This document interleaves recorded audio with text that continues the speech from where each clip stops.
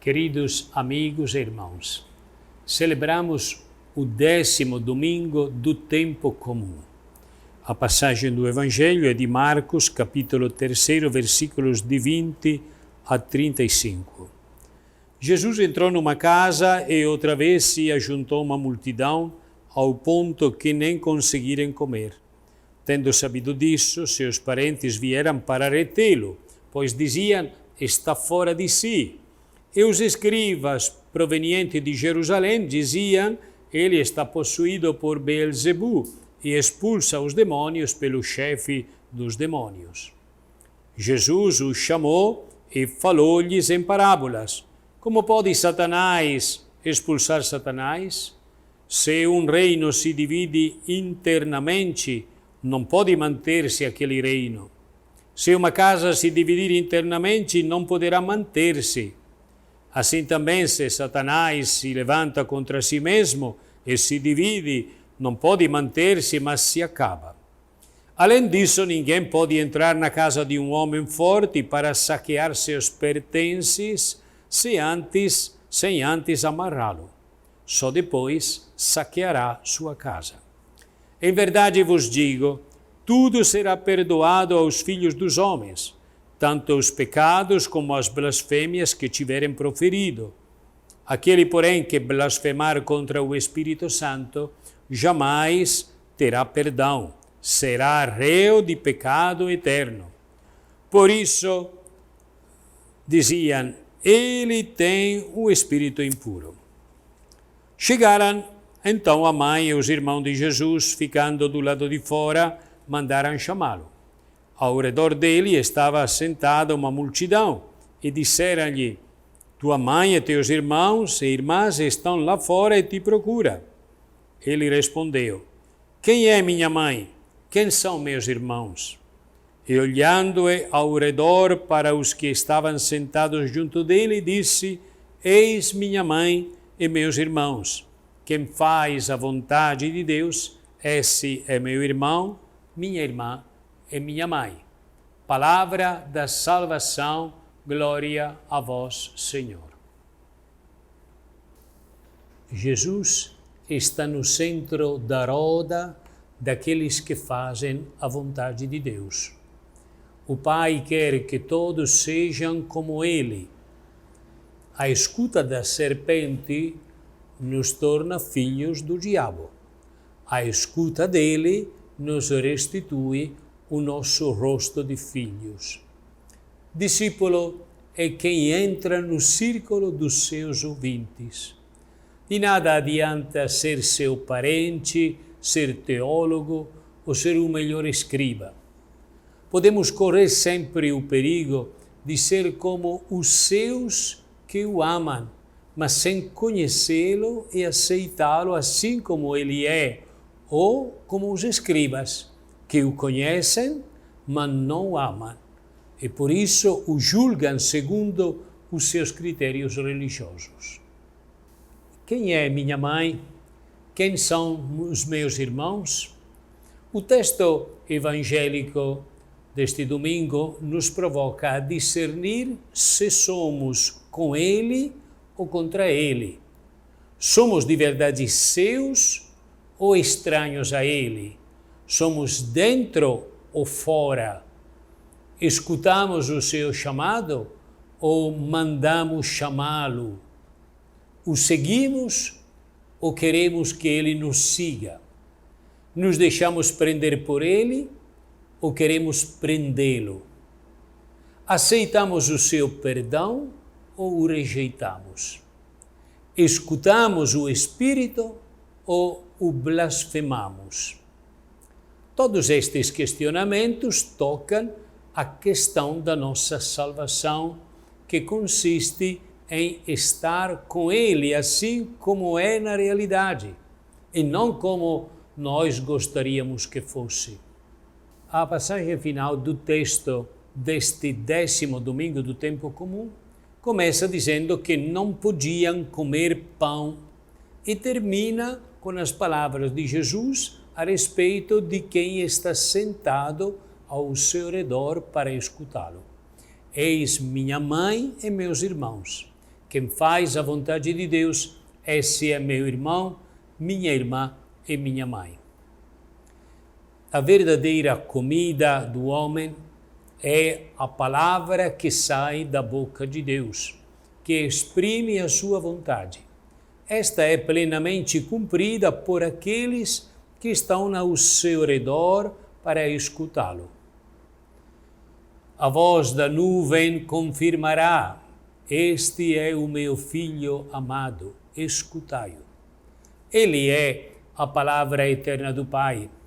Escutando-a, nos tornamos sua mãe e seus irmãos. Mãe como Maria, porque ela tem o poder de nos tornar como ele. Alguém de fato se torna a palavra que escuta.